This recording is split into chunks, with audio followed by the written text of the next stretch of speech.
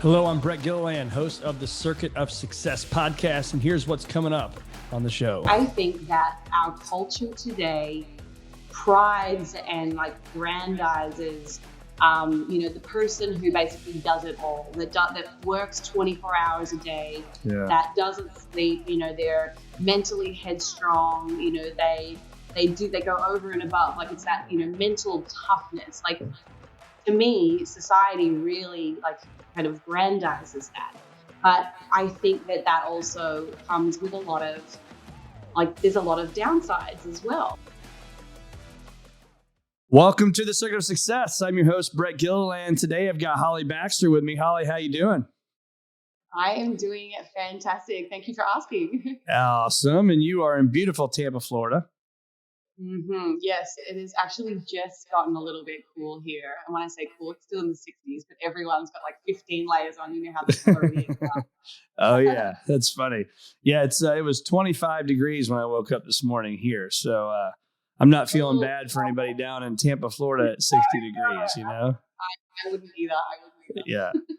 But I'm supposed to be 55 to 58 degrees on Wednesday. So that's a big deal for us here. So we're excited about that. So, well, if you can, Holly, we'll dive in. But you are a clinical dietitian, a fitness coach, a trainer, an author, all sorts of stuff you're doing. It's amazing what you've built in a bodybuilder. You've won lots of tournaments with bodybuilding, which is amazing. We'll talk about that. But if you can, maybe give us a little lay of the land on what's made you the person you are today and gotten you to this level.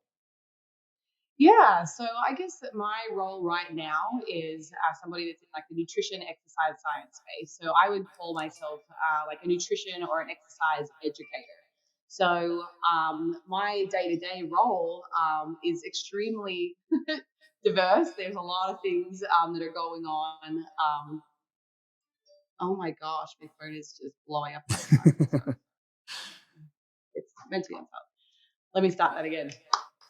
So my role at the moment is extremely diverse. So I still do a couple of days where I'm practicing. Then there are going to be other days where I'm working on writing content. I'm putting together seminars and presentations, all that kind of thing. And then also working on, our coaching team. We have a nutrition app.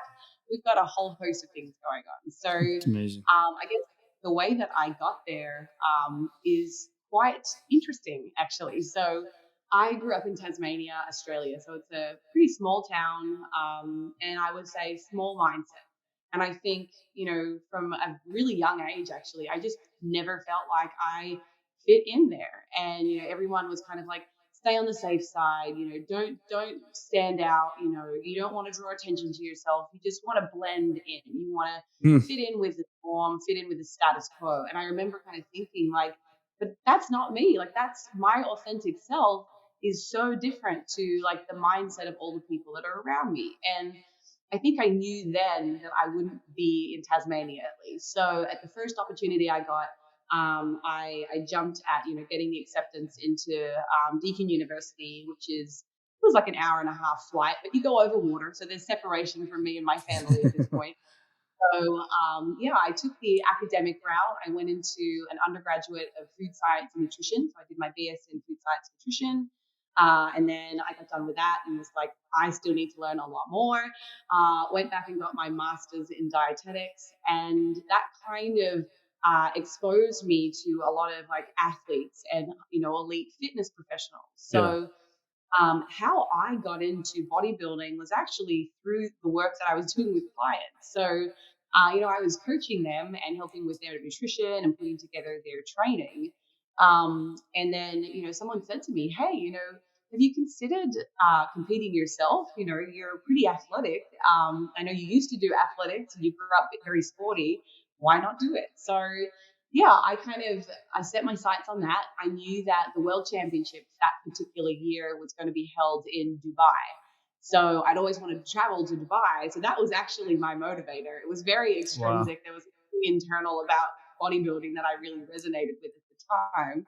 I had to go on and win a state and then a national championships in order to get to the worlds, which I did in my first year, which was awesome.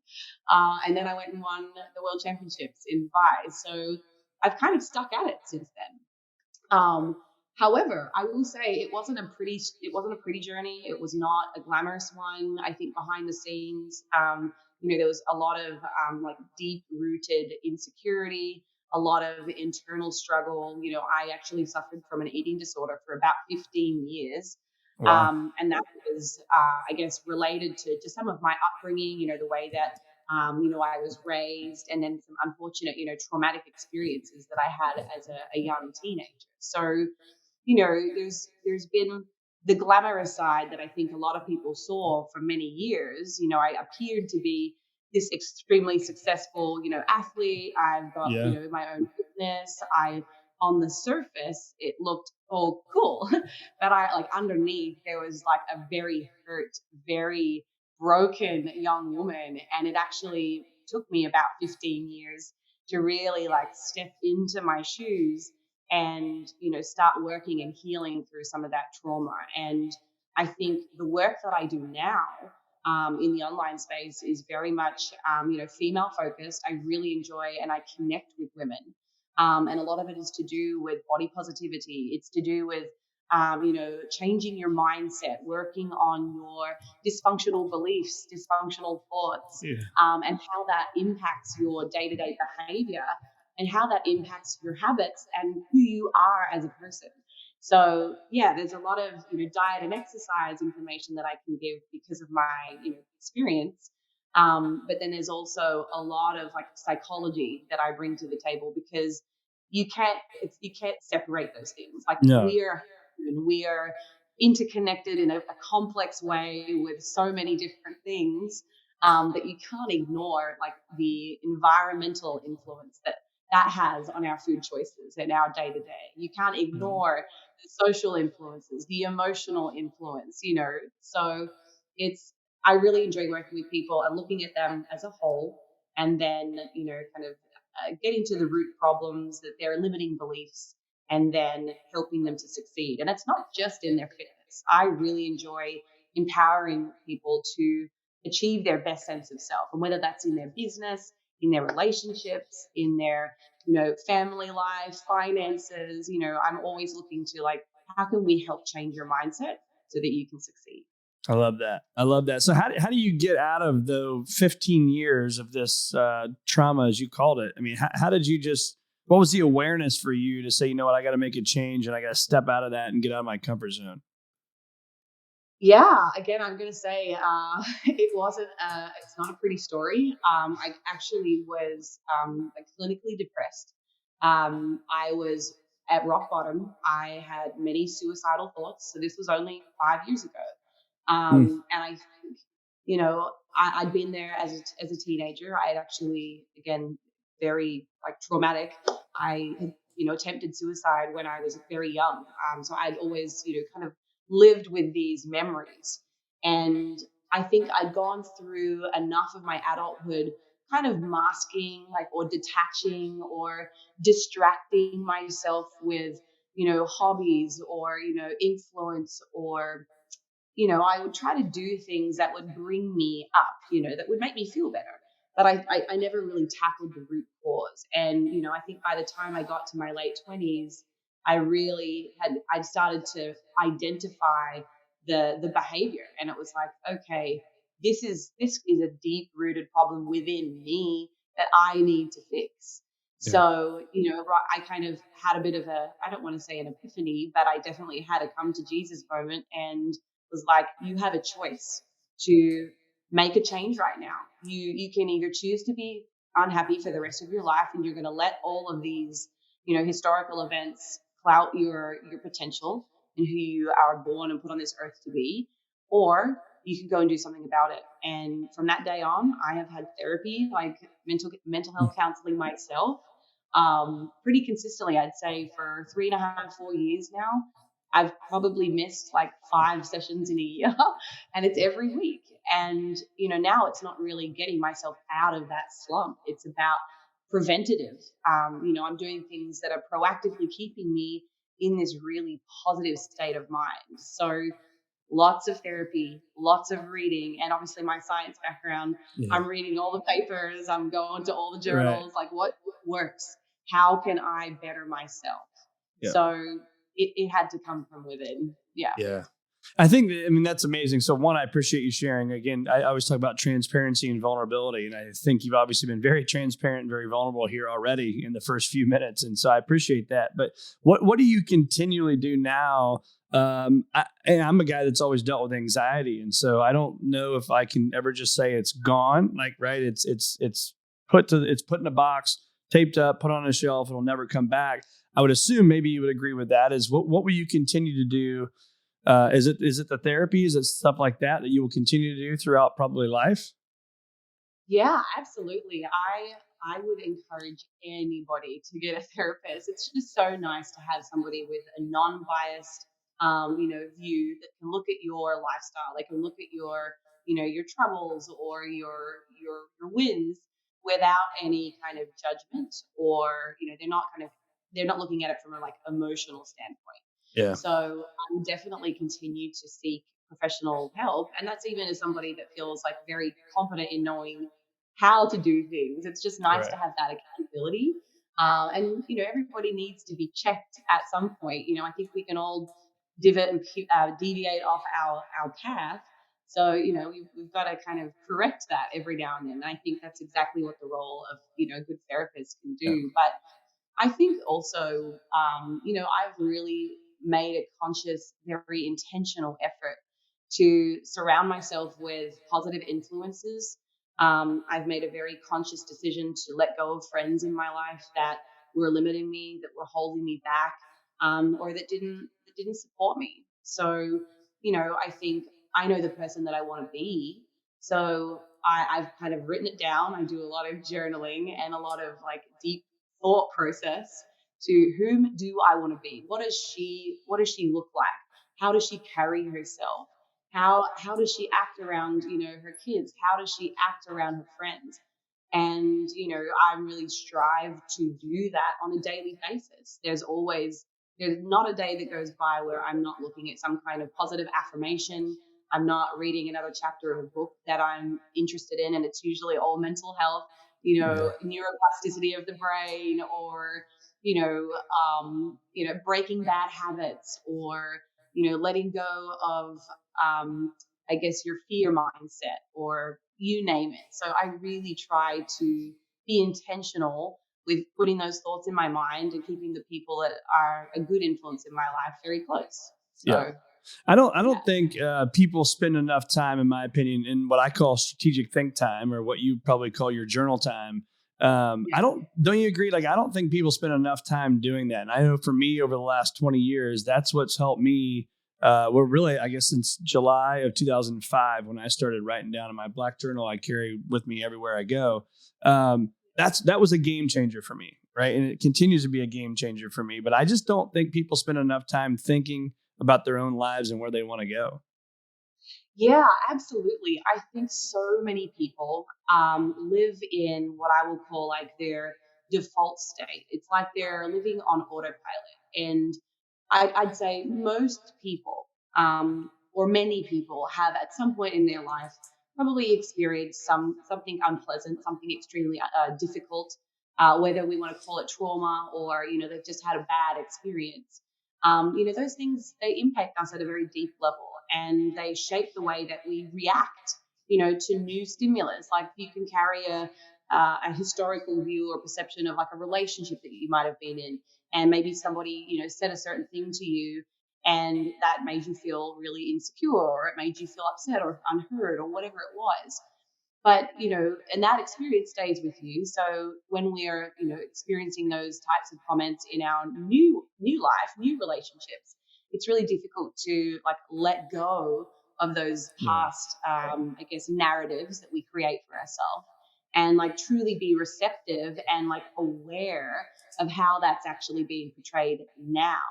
And I think we spend a lot of time in our like subconscious state, which is what I'm referring to when I say like your default setting, your autopilot. People, and that's the body's way of coping with a lot of things too. If you're somebody that's extremely successful and you've got your, finger on the pulse for like 10 different companies and you're trying to do a lot, it makes sense from an evolutionary standpoint as to why the human brain wants to be able to put things on default because you're trying to deal with the new information. But I think that comes with a risk in that you're not always present. You're not always, aware, and self-awareness. Oh my gosh. It's huge. It's huge. And you're right. So many people do not spend enough time just thinking about anything. It's like they're just responding. There's no point at which they stop to slow down and just, sit with their thoughts Right. and, allow those thoughts to kind of, move in and out and without judgment, without criticism. That's a really unique skill. And I think it's probably one that a lot of successful people do really well. They're very self-aware. Yeah. Yeah. I couldn't agree more. So let's talk about, you mentioned earlier, people you surround yourself with. That does matter. Right. And so I listened to Peter Attia on Joe Rogan's podcast. And then during my research, I saw you were on Peter Attia's podcast. I mean, that guy's doing stuff that's amazing. I actually have, what's he called? The Centenarian Olympics or something, so I've got this passion. I want to live well into my 90s and play golf on my 100th birthday. And so when you think about the Peter Attias of the world, the people you're surrounding yourself with, like, what are you learning from them that you can share with our listeners to take it to that next level, no matter where you're at, whatever stage of life you're at? What do we need to do to take it to that next level? Oh, I think, look, if there's one thing that I will say, and it's because I've made this mistake many times and I've continued to make it over and over, but I think you get a little better at this, and that is having self-care. I think that our culture today prides and like grandizes the person who basically does it all, that works 24 hours a day, Yeah. that doesn't sleep, they're mentally headstrong, they go over and above, like it's that mental toughness. Like, to me, society really like kind of grandizes that, but I think that also comes with a lot of, like, there's a lot of downsides as well, Yeah. because you stop caring about the things that are really important, that you've only got this one vessel that's going to take you through your entire life. So I think being able to slow down, and to prioritize the things that are most important to you, I would say, are like two of the things that I did terribly. I wanted to do everything when I was a lot younger, and I still have lots of goals. I'm going to say they're all still floating Yeah. around on a list somewhere. But I think as I've gotten a little older, I've become more of a realist. I've recognized that you can't do it all. You need to be able to delegate, and you need to be able to, I guess, take things at a pace that allows you to have like good health. And I know for many years I just burned the candle at both ends. I was trying to do bodybuilding competitions, and that's a part-time job Yeah. as it is. And then I was trying to scale 3 companies and try and be a parent and try and be a good wife and move countries and look after my friends. So I'm like, Yeah. oh, okay, I This actually is can't do all of impossible. that. Yeah, and that was probably right around that time, like I said earlier, when I hit rock bottom. I kind of had this, realization where I was like, wow, you know, you're you're about to take your own life, and it's your own doing. Like, you can undo this. You have a choice. You've just got to change a few of these, perceptions, which I know for me was people pleaser, perfectionist. Always I was always, I guess, given praise when I was a teenager and a kid as well. Hmm. That for my performance, it was like if I was getting good grades, if I was, winning all of my sporting events, if I did the best job at the recitals, and like if I was doing all these things, that's where I found that I was getting like love. But what I realized was, like, the way that I was parented, the way that I was raised by my parents, it was almost like it was conditional love. Yeah. And it's taken me a lot of time to kind of reflect back on that, kind of dig into that and understand where my current like perception of life has come from. to be able to go, you know what, I forgive yourself, I forgive me. You were wired this way, but it's not the right way. You don't Yeah. have to be everything to Yeah. everyone all the time, So I Yeah. think having very high goals and ambition, that's amazing. But I think being realistic with, the time frame that you get things done, and being gracious and compassionate in those moments of stress and struggle, that's Yeah. really helped me continue to like chip away without like just falling off altogether. Yeah. But I think that you probably don't know that or won't realize that unless you are slowing down. Right? I always say slow down to speed up. So unless you're slowing down, unless you're kind of grading yourself, if you will, and journaling and thinking about it. I mean, I know for me, I was the same way. And I ended up coming up with this thing called Focus 90. And it's 90 minutes. It's for 90 days, for 90 minutes. It's these 3 or 4 or 5 really important things for me that I need to get done. Because what I found was I'd come home at 5 o'clock and go to basketball or baseball games, whatever it was, whatever season we're in with our children. And yet I was tired and I was quote unquote busy all day, but yet I wasn't really getting the things I needed to get done, but yet I was busy. And so for me to slow down and speed up and say, okay, if I can do these 3 or 4 or 5 things a day, that's a victory.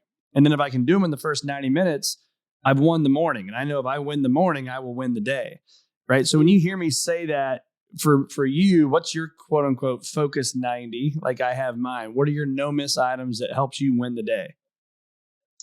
I think starting off the morning with like 30 minutes of, I guess, reading and 30 minutes of gratitude, 15 minutes of each. So 15 reading, 15 minutes of gratitude. So Yeah. that has become my staple. So I've got a couple of really great books that I will read. Some of them are biblical, some of them are just, psychology, but they're always very like positive. They get me thinking, they get me into that like conscious state of mind, like really doing some self-assessment. Yep. And then I'll reflect on that and, okay, what am I going to do today that, is going to progress me to, tomorrow? So that's kind of one of my non-negotiables. And then I'll always exercise. I don't always get the full amount of time in like today. I think I cut my exercise a little bit short. But, exercise, I think it just sets you up for, open thinking, a clear mind. And that's when you can really get into some of your deep work. Yeah. So, yeah, I think that's how I start my day. And I always have my priorities list running in the background. I've got my big 5-year goals, but then I've also got like I have to break it down into my short, week to week goals, month to month. And what does that look like? Is that on a piece of paper that you carry with you, or is it like in a journal? Like, where's that at? So I actually have it on a spreadsheet. Okay. So one of the tasks that I actually did to help me better, like become more effective and efficient with my time, believe it or not, was time blocking. So I think you just mentioned you felt like you were extremely busy all the time, but you weren't quite getting ahead with where you wanted to be. So I was in a very similar situation. So I had to work out, first off, what am I doing with my time? Because I had an idea up in my mind, but I had to start putting it on paper to really to believe what I thought I was doing. So that first task or that first step to making some positive changes was time blocking, and it was 15-minute intervals. So every 15 minutes on my calendar, just my good old Google Calendar, I would go in and put in what I was doing. So I did that for 2 weeks straight. It was the most painful, annoying thing that I've ever done. Right. And I see how people kind of get like they don't want to do it. But it really helped me realize, okay, here's the time that it actually takes me to write a caption for social media.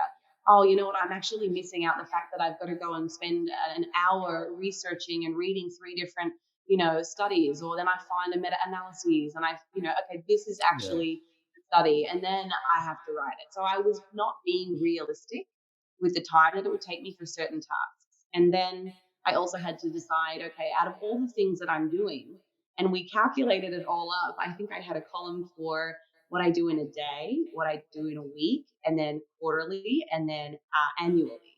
And it worked out to be about 16 hours of work per day because I put a time bracket on everything. So I was like, wow, no wonder I feel so busy.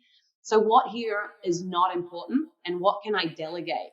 So I went through that big list of all the things that I was doing and I'm like, okay, well, that's not good use of my time. I'm not really that competent in that skill. So I need to hire somebody for this. Yeah. So that was the slowing down for me, putting the brakes on a little bit and finding the right team to help support me with, that building process. Otherwise I was constantly going to be spinning my wheels. So I don't want to gloss right over that. So I mean that right there is worth the price, which is free for people to listen to this podcast, right? But that's worth the price of admission right there. That whole process that you just went through. What do I do in a day? What do I do in a week? What do I do in a month? What do I do in a quarter, right? Listing all those things out and then either do it and schedule it in your time blocking, right? Or delete it or delegate it, right? I mean, that is absolutely huge for people to take that into their lives and do it during their think time. So I appreciate you sharing that. That's awesome. Yeah. So let's talk, you talked about your workout today. Let's spend some time on those of us that aren't trying to win a bodybuilding contest. I'm clearly not. But for those listeners that we just want to exercise, we want to be healthy, we want to be flexible and mobile into our 90s or whatever, right? Whatever people's goals are. How much time do we spend on cardio versus strength versus maybe flexibility, mobility, stretching, whatever you want to call it?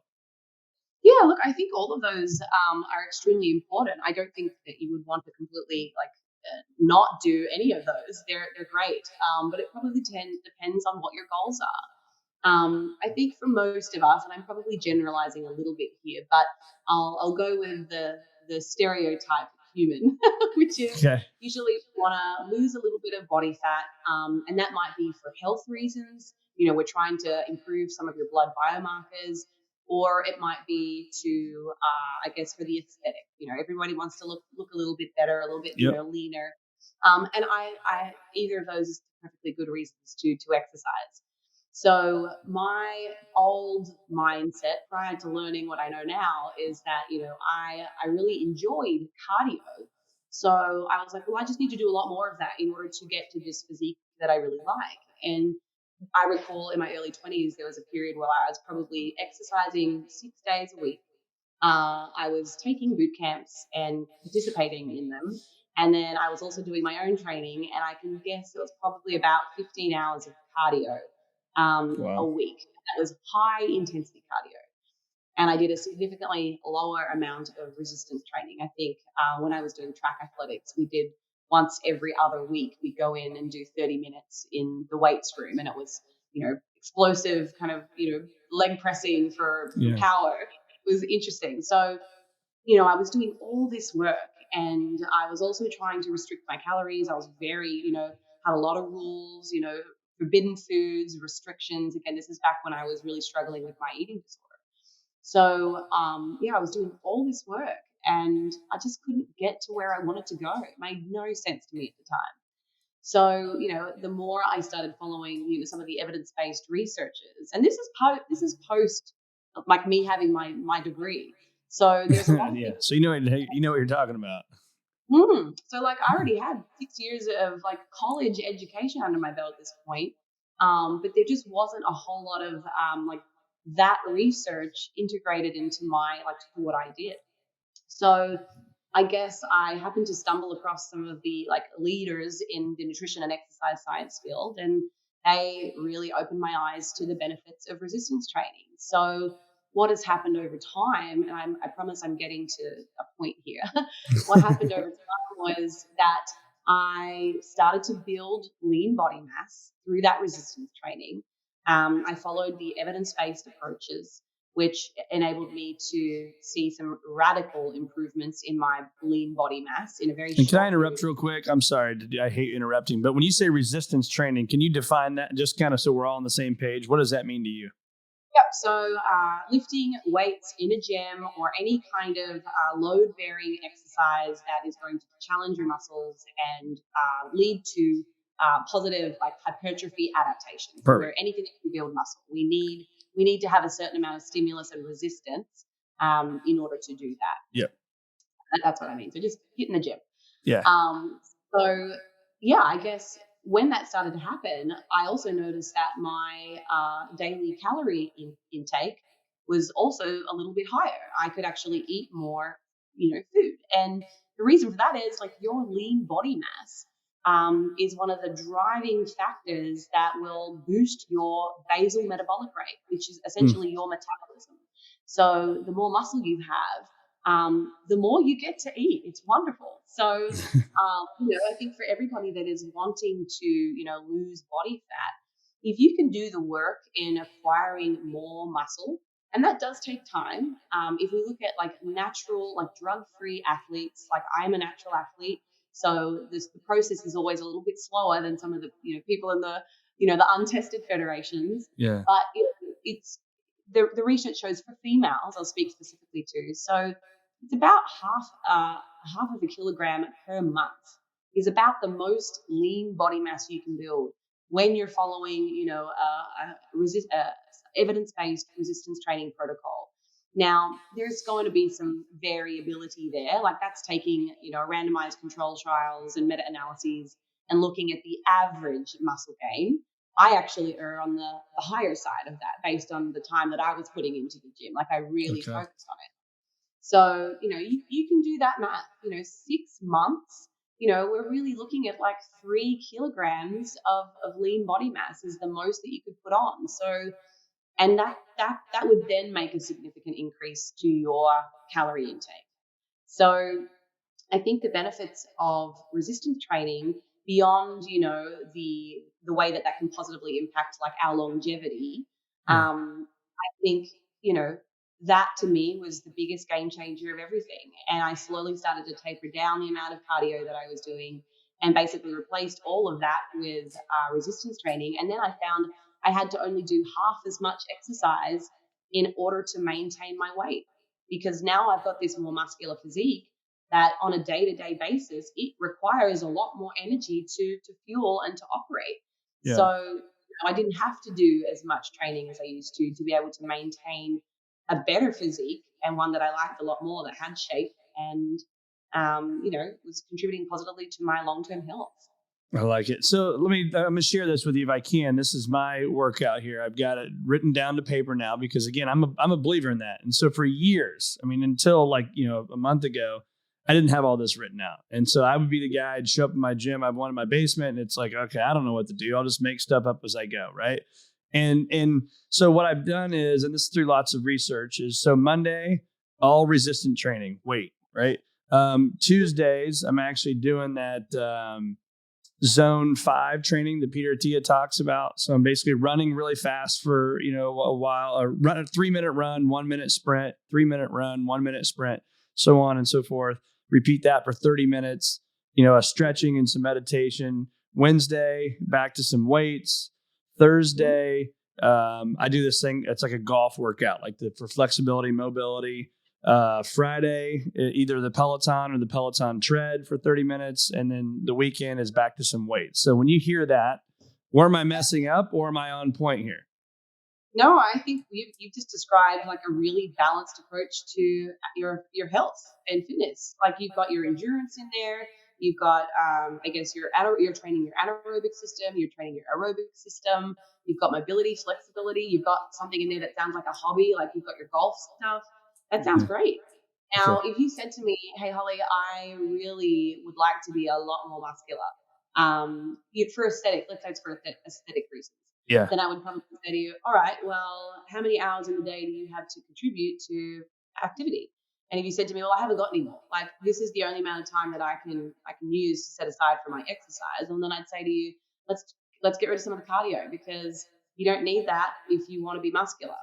So, everything's a trade-off. You've got to be able to make sacrifices here and there. Like my sacrifices, I can't tell you the last time I watched TV because that's my reading time, and that allows me to do my training, So everything's a trade-off. But if your goal is to move into like an old age with, all facets of health, it sounds like you're looking after your mental health by choosing things that you enjoy.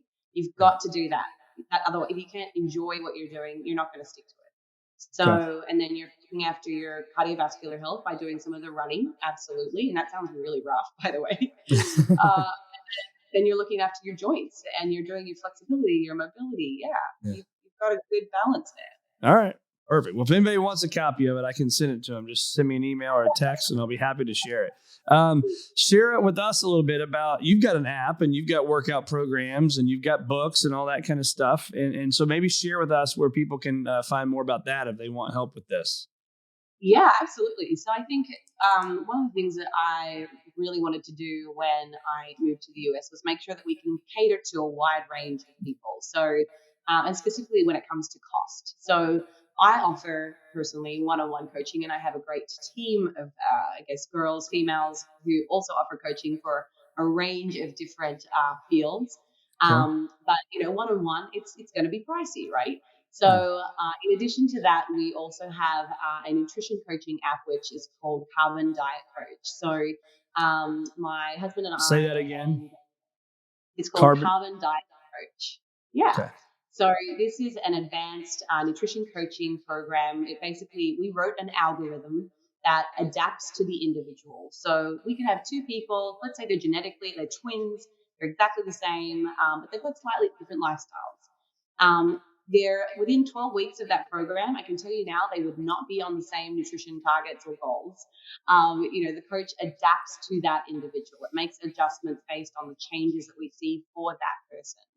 So it's really cool. It coaches for fat loss. It coaches for reverse dieting, which is basically the concept of metabolic restoration. Like we want to help induce some positive metabolic adaptation. So if you felt like you're eating nothing, you're training like a Trojan and you're not getting anywhere, there's the very possibility that you've just got a lot of negative metabolic adaptation. It's like the body adapts to these lower calorie amounts. It's like you become more efficient. And again, from an evolutionary standpoint, your body is trying to protect you from starvation. It's a great thing from an evolutionary perspective. Yep. It sucks if you want to lose some body fat. But we have this setting called the reverse dieting setting that will help you slowly reintroduce calories back into your diet, which will facilitate just some adaptation. It's like the body doesn't quite realize that anything's changing, and all of a sudden you're eating more calories. So, and it has a muscle building setting as well. So that's our app. It's super cool, and it's $9.99. It's available on Android and iOS. So that's a one-time $9.99 or $9.99 a month? Per month. Yeah, there's annual fees. There's 6 monthly fees, and it's slightly cheaper, I guess, if you look at what the weekly cost is. So, I mean that has just under 50,000 subscribers. Wow. Users. It's really a great product, and my goal with that product is to over time implement some of the work that I enjoy doing as well, which is adding that coaching psychology aspect, which they are so important together, because I can give you all my knowledge. Like I can say to you today, hey, all right, so we know that when protein and calories are equated, you can have any combination of carbohydrates and fats in your diet. You'll have a successful fat loss phase. I can teach you everything. And if you have a bad behavior or bad habit, like, I actually really just like going out with boys on the weekend and fishing. And that's ruining your second and third training session every week.